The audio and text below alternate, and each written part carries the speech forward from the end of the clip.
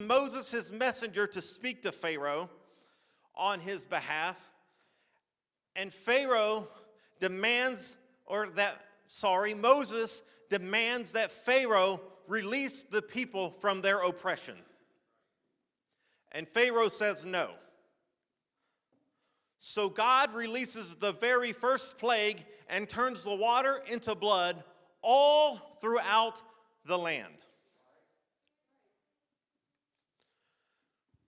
Moses goes before Pharaoh again. Moses says no. God then releases the second plague. He released frogs into all the land. A third time, Moses goes before Pharaoh. Pharaoh says no way. And God releases lice into all the land. And it's here where I want to point out to you that these three plagues that fell on Egypt had no geographic boundary. These three plagues affected every single person in Egypt. They affected Pharaoh. They affected the other rulers, but also they affected the children of Israel. You see, God promised his people security, and he still turned their water to blood. God promised his people security, and he still allowed frogs into their homes. God had promised his people victory, and he still allowed them to be affected by the lice. I have to think that by the third plague, there were some Israelites all through my living room.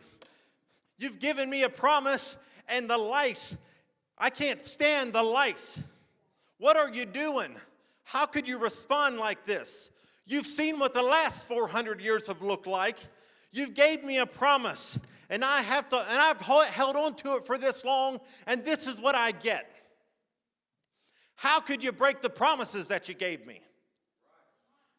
Who is even on the throne? There are some of you here tonight that are watching tonight who feel the same way. The God I know promised to never leave me nor forsake me. The God I know promised to fight my battles. The God I know promised to hear my every prayer. The God I know promised to give me a better job, but I got laid off from the one I had.